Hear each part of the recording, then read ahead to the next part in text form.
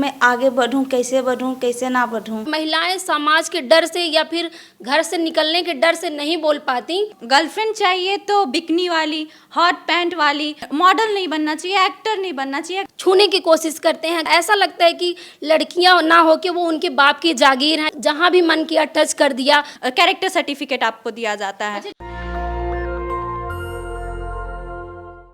OYO room में लड़कियां आरती करने तो नहीं जाती। पार्टी की हरियाणा महिला अध्यक्ष रेणु भाटिया का कहना है लगातार भारतीय जनता पार्टी के लोग महिलाओं के कपड़ों से लेकर चरित्र तक विवादित बयान देते हैं और दूसरी ओर भारतीय जनता पार्टी के प्राइम मिनिस्टर नरेंद्र मोदी कहते हैं कि हमें महिलाओं का सम्मान करना चाहिए।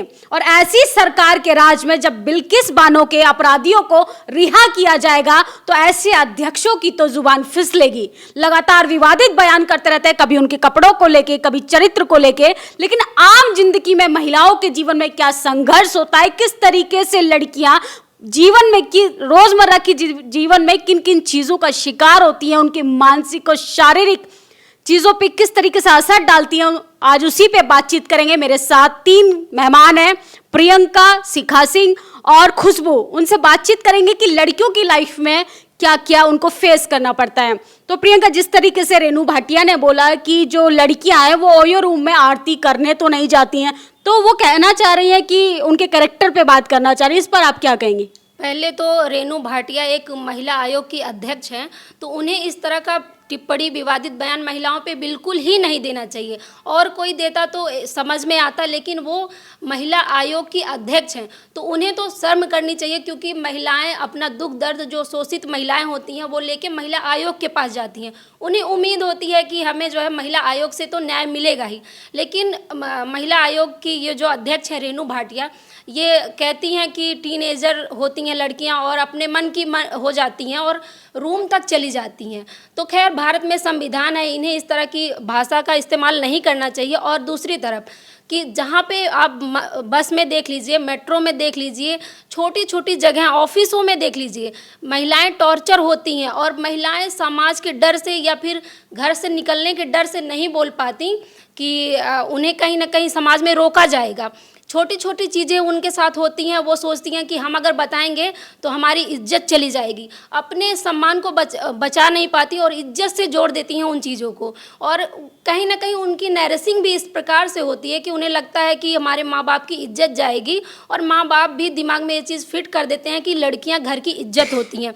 तो खैर, लड़कियों को इस पर समझने की ज़रूरत है कि वही नहीं इज्जत है, उन्हें भी संविधान के तहत अधिकार है कि वो अपनी आवाज़ को उठाएं। और महिला जिस तरीके से आप जिस परिवेश से आती हैं, पहले आप गांव से शहर आई, शहर से नेशनल दस्तक के ऑफिस आई, किन किन समस्याओं का सामना करना पड़ा? इनफैक्ट मैं खुद जब बसों में ट्रेवल करती हूँ या मेट्रो में आती हूँ तो मुझे खुद वो चीज़ें झेलने को मिलता है, क्योंकि मैं भी लड़की हूँ। तो लगता है कि जैसे है कोई, तो मैं और भी लड़कियों को देखती हूँ तो फील करती हूँ कि छूने की कोशिश करते हैं कि जरा सा कहीं भी टच कर दें। ऐसा लगता है कि लड़कियां ना हो कि वो उनके बाप की जागीर हैं या उनके थैले का सामान है, कि बस जहां भी मन किया टच कर दिया। जबकि आप बसों में ट्रेवल करेंगे, मेट्रो में, तो वहां सीसीटीवी फोटोज़ हैं, सारी सुविधाएं होते हुए भी गार्ड हैं, लेकिन फिर भी भारत की महिलाएं सुरक्षित नहीं है। और उसके बाद भी महिलाओं का इस तरह से बयान आता है, ये जो रेणु है, इनका बयान आता है, तो ये बहुत ही शर्मनाक है। वही बीजेपी पार्टी की ये प्रवक्ता भी हैं, तो इनका तो इस तरह से बयान बहुत ही विवादित है। और ये कहती, बीजेपी पार्टी भी कहती है बेटी बचाओ बेटी पढ़ाओ, हमारा ईमान, महिलाओं का सम्मान, पर मुझे नहीं लगता कि ये कहीं ना कहीं सच है। ये बिल्कुल भी झूठ साबित हो रहा है, क्योंकि अभी कैलाश विजयवर्गीय ने भी कहा था कि महिलाएं तो सूर्फ नखा लगती हैं, छोटे कपड़े पहनती हैं तो गंदी लगती हैं। तो ये सर्टिफिकेट बांटने का काम बंद करना चाहिए इनको।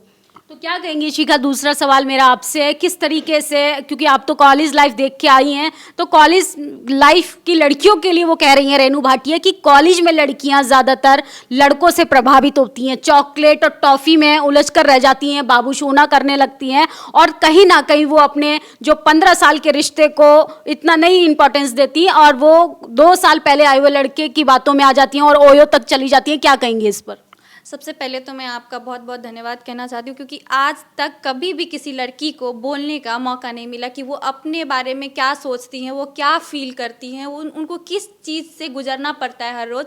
हालांकि हम लोग वैसे तो आज़ादी के 75वां महोत्सव, अमृत महोत्सव मना रहे हैं, लेकिन आप देख सकते हैं कि आज़ादी से जो पहले देवदासी प्रथा थी, लड़कियों को मनुस्मृति के द्वारा चलाया जाता था कि लड़कियों को ऐसे पहनना चाहिए, ऐसे करना चाहिए, लेकिन जब अभी संविधान है, लड़कियों को, सारे इस भारत के नागरिक को समान अधिकार है, जैसे जीना चाहे वैसे जी सकता है, लेकिन अभी भी लड़कियों पे थोपा जाता है कि आप ऐसे कपड़े पहनिए, ऐसे चलिए, ऐसे बोलिए, ऐसे हंसिए, ऐसे उठिए, इस कॉलेज में पढ़िए, ऐसे पढ़ेंगी तो ऐसे कमाएंगे, आपको टीचर ही बनना चाहिए, आपको एंकर नहीं बनना चाहिए, आपको मॉडल नहीं बनना चाहिए, एक्टर नहीं बनना चाहिए। अगर आप एक्ट्रेस, मॉडल बनते हैं तो आपके कैरेक्टर सर्टिफिकेट आपको दिया जाता है। अच्छा, जो लड़कियां हंसकर बात करती हैं तो उनको यूज एंड थ्रो टाइप से लोग सोचने लगते हैं, बहुत ज़्यादा हल्के में लेने लगते हैं, तो ऐसे लोगों के लिए क्या कहेंगी? क्योंकि ऐसे लोग, लड़कियां बोल्ड भी होनी चाहिए और वो सलीके से भी रहे, संस्कृति भी बचा के रखें। देखिए, मैं उन लड़कों के लिए बहुत मतलब बुरा लगेगा कुछ लोगों को जो पुरुषवादी समाज के लोग हैं, जिन्हें लगता है कि महिलाएं, उनको गर्लफ्रेंड चाहिए तो बिकनी वाली, हॉट पैंट वाली, डैशिंग, हॉट लगने वाली, लेकिन जब शादी की बात आती है, जब इज्जत की बात आती है, तो उन्हें घूंघट वाली लड़की चाहिए जो शर्माए, इठलाए और तमीज़ से बात करे, जी हाँ। लेकिन आप चाहें उनको लात मारे, बेल्ट से मारे, आज भी आप गांव की स्थिति देखेंगी तो आपको हर दूसरे घर में आपको ये मिलेगा कि जिस घर में लड़कियां घूंघट ओढ़ती है, जी कह के जाके चाय देती हैं, पानी देती है, वो बेल्ट का शिकार होती हैं, वो मार खाती हैं। और जहाँ तक आपने कहा मुस्कुरा के बात करने की बात, तो लोग, लड़के ऐसे होते हैं ना, खुद ज़्यादा फ्लर्ट करें तो वो कूल हो जाते हैं, और लड़कियाँ जब खुल के बात करने लगती हैं, अगर पढ़ी लिखी हैं, अगर थोड़ा सा हंस के बात करती हैं, तो उन्हें कैरेक्टरलेस बोल दिया जाता है। ये है अभी की स्थिति। लेकिन हम लोगों को लगता है, कहीं ना कहीं अंदर में डर लगता है, अरे मैं ज़्यादा हंस के बोल रही हूँ, ज़्यादा बोल रही हूँ, कहीं लोग इसको लेके जज तो नहीं करेंगे, हमारे बारे में क्या सोचेंगे। लेकिन ये तो पुरुषों की बात हुई, पुरुष तो जजमेंटल होते हैं, लेकिन ये तो खुद रेणु भाटिया कह रहे हैं कि महिलाएं जो हैं ओयो रूम में आरती करने तो नहीं जाती। इस पर आप क्या कहेंगी? एक तो वो महिला है, सबसे पहली बात, अगर हमारा नेता ही चोर हो तो उसको क्या कह सकते हैं, लेकिन जब हमारा नेता, जिसके पास हम लोग अपनी तकलीफ को लेके जाते हैं, तो वो सीधे आरोप लगा देती हैं, लड़कियां बच्ची तो नहीं है, लड़कियां वहां जाती हैं आरती करने के लिए। ये क्या बात हुई? आप लड़कों पे भी तो ये बात बोल सकते हैं, लड़कों को आप क्यों नहीं बोल रहे हैं? आप हर हमेशा लड़की ही क्यों सहे? हर हमेशा लड़की को आप बोलने वाली कौन होती हैं? आपको पता ही नहीं है कि लड़कियां किस चीज़ का शिकार होती हैं हर रोज़। आप भी बोल रही हैं और कुछ लड़के बहुत खुश हो रहे हैं कि अरे आपके जैसी लीडर होनी चाहिए, आपने सही कहा। लेकिन मैं पूछती हूँ, तब तुम कहाँ होते हो जब तुम खुद लड़कियों के साथ जाते हो, और जब लड़की को ये बोल के फंसाया जाता है, ये बोल के कि हम तुम्हारे साथ शादी करेंगे, हम तुम्हारे साथ रहेंगे, हम तुम्हारे साथ ज़िंदगी भर, तुम हंसती हो तो बहुत अच्छी लगती हो, ऐसे लगती हो, वैसे लगती हो। लेकिन जब सवाल उठाने की बारी आती है, उन्होंने ऐसा भी कहा है कि लड़कियां ओयो में जाती है और फिर गेम खेलती हैं कि हमारे साथ बलात्कार हो गया, हमारे कोल्ड ड्रिंक में मिला दिया गया। तो क्या हम लोग यही करवाने के लिए जाते हैं कि हमारे कोल्ड ड्रिंक में नशे की दवाई मिला के हमारे साथ गलत किया जाए? क्या विश्वास नाम का कोई चीज़ नहीं है? और उन्होंने एक और सवाल किया कि 15 साल अपने पति को नहीं समझ पाती हैं। तो मैं उनको कहना चाहती हूँ कि जो पति 15 साल में एक बार भी इज्जत से बात तक नहीं करता, कभी बेल्ट से मारता है, कभी आप ना कहने पे बोलता है कि मैं तुम्हारा पति हूँ, परमेश्वर हूँ, वैसे लोगों की आप इज्जत की बात करती हैं। और आप कौन होती हैं किसी भी लड़की को सर्टिफिकेट देने वाली कि वो ओयो जाए, कॉलेज में कैसे घूमे, नहीं घूमे? ये आप कौन होती हैं? मैं उनको लीडर नहीं मानती हूँ। मुझे लगता है कि उनको अपने पद से इस्तीफा दे देना चाहिए। तो एक और है हमारे साथ गैस, उनसे बातचीत करेंगे। जिस तरीके से परिवेश से वो आती हैं, बिहार की स्थिति तो आपको पता है, उत्तर प्रदेश में और बिहार में सबसे ज़्यादा महिलाओं के साथ उत्पीड़न होता है। ये आंकड़ों के आधार पे मैं आपको बोल रही हूँ। क्या कहेंगी खुशबू, किस तरीके से लोगों की, जो लड़कियाँ होती हैं, उनके जीवन में किस तरीके की परेशानी आती है?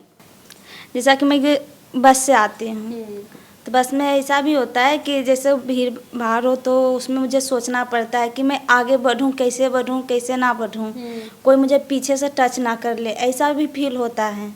मतलब एक सेफ्टी नहीं महसूस कर पाती हैं, इनसिक्योर लगता है, नहीं कर पाती हूँ। तो देखिए किस तरीके से ये जो लड़कियां हैं अपना एक्सपीरियंस बता रही हैं।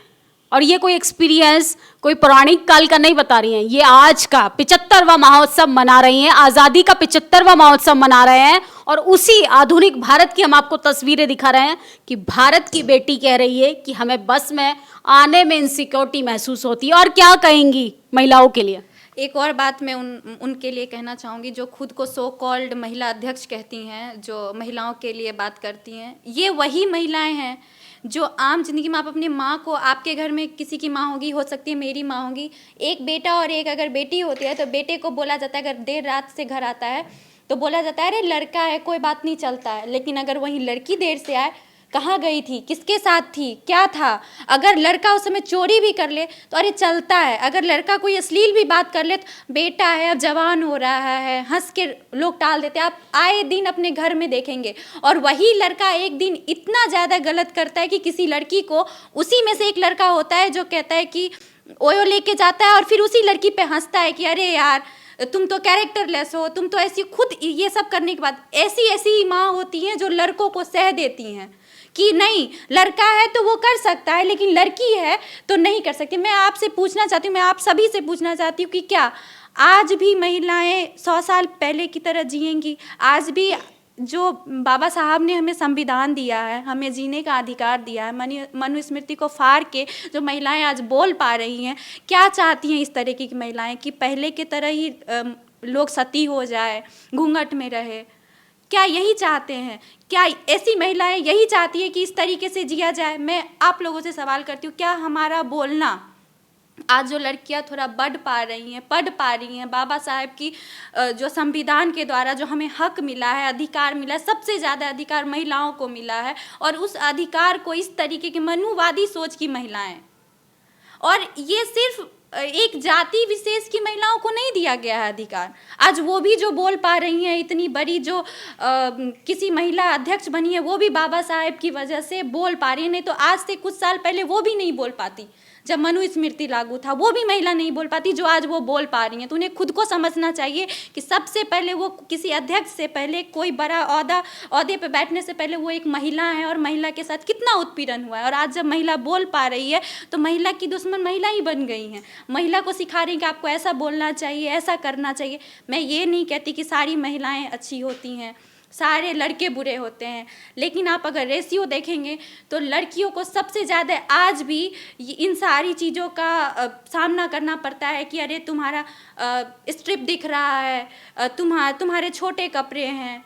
और अभी कुछ दिन पहले ही बीजेपी के ये एक कार्यकर्ता, नेता, जो भी कह लीजिए, कैलाश विजयवर्गीय ने भी कहा था जब छोटे कपड़े पहनती हैं महिलाएं तो सुर्खनखा लगती हैं।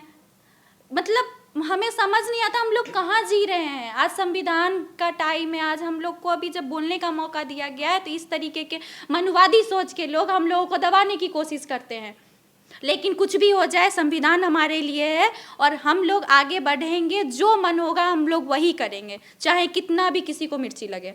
क्या मैसेज देना चाहेंगी लड़कियों को? जी, मैं कहना चाहती हूँ लड़कियों से तो यही अपील है कि वो ज़्यादा से ज़्यादा एजुकेशन लें, हायर एजुकेशन जितना भी हो सके वो पढ़ाई करें। और पेरेंट्स भी कहना चाहूँगी, पेरेंट्स जो भारत के हैं तो उन्हें लगता है कि लड़कों को ज़्यादा छूट दी जाती है, तो प्लीज़ आप अपने बच्चों को बराबर देखिए, चाहे बेटी हो या बेटा हो। अगर बेटी से टाइम पूछते हैं कि कितने बजे आती हो तो बेटे से भी पूछिए, क्योंकि घड़ी के 24 घंटे सिर्फ बेटी के लिए नहीं, बेटे के लिए भी होता है। तो आप अपने बच्चों को एक समान देखिए, क्योंकि जहाँ लड़का जज इंजीनियर बन रहा है वहीं लड़की भी पायलट बन रही है। तो कोई वो नहीं है, लड़की लड़के को बराबर का दर्जा दीजिए, क्योंकि जितना हक लड़के को है उतना ही हक लड़की को भी है। बाबा साहब का संविधान उठा के देख लीजिए तो आपको पता चल जाएगा कि बाबा साहब और ज्योतिबा राव फूले, सावित्रीबाई फूले ने कितना बड़ा काम किया लड़कियों के लिए, महिलाओं के लिए। तो आप सब प्लीज़ एजुकेशन लीजिए और पेरेंट्स अपने बच्चों को बराबर देखिए। और ऐसे विवादित बयान जो ये दे रही हैं रेनू भाटिया, इनसे तो बहुत बड़ा सवाल बनता है कि मैडम क्या आप अपने घर में, अगर आपको आज़ादी ना मिलती तो क्या आप अध्यक्ष बन पाती? महिला आयोग की जो अध्यक्ष आप बनी हैं आज, वो कॉन्स्टिट्यूशन के तहत ही बनी है। अगर भारत में मनुस्मृति होती, आप भी अपने पति के पैर की जूती ही होती। तो ऐसे बयान मत दीजिए और महिलाओं का सम्मान कीजिए। तो ये मैंने आपके साथ बातचीत रखी महिलाओं के जीवन को लेके, जो रोज़मर्रा की ज़िंदगी में बहन बेटियां कहीं ना कहीं हर उस सामाजिक चीज़ों का शिकार होती हैं, जो कहीं ना कहीं हमने पितृसत्ता का टैबू बना रखा, संस्कृति के विरासत के नाम पे महिलाओं पे जबरन थोपा गया है। महिलाओं को अब मनुस्मृति नहीं, हिंदू कोड बिल पढ़ना चाहिए, संविधान पढ़ना चाहिए, और संविधानिक फंडामेंटल राइट्स है कि कोई लड़की क्या पहनेगी, क्योंकि उसकी बॉडी है और उसका चॉइस है।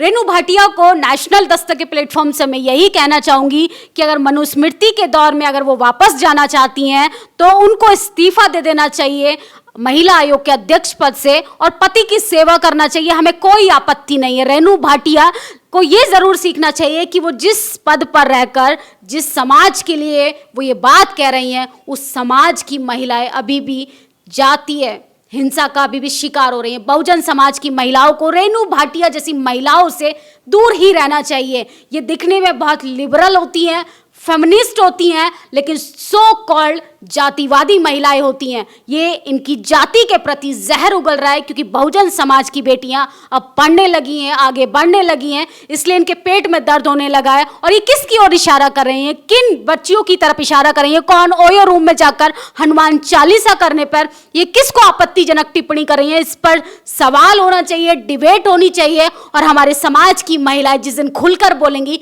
तो ऐसे भारतीय जनता पार्टी के सो कॉल्ड नेताओं की औकात नहीं है कि फंडामेंटल राइट्स पे ये लोग बात कर पाए।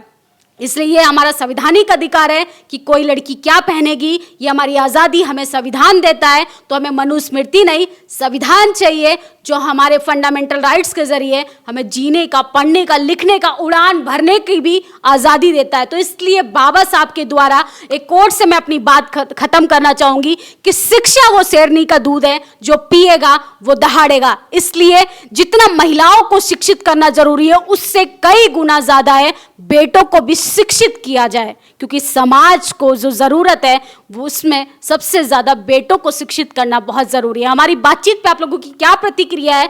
इसमें मसाला नहीं है, इसमें एंटरटेनमेंट नहीं है, लेकिन ये कहीं ना कहीं जो आप लोग दर्शक देख रहे हैं, ये आपकी बेटी से, बहू से, माँ से जुड़ा हुआ ये कहीं ना कहीं वो किस्सा है। आप अपनी राय कमेंट बॉक्स में ज़रूर दें। शुक्रिया। नेशनल दस्तक की आपसे गुजारिश है कि अगर इसको बचाना चाहते हैं तो नेशनल दस्तक को सब्सक्राइब करने के लिए रेड कलर के सब्सक्राइब बटन को दबाएं, फिर बेल आइकन की घंटी दबाएं। नेशनल दस्तक को बचाने के लिए बहुत जरूरी है कि हर खबर को शेयर करें, लाइक करें, कमेंट जरूर करें।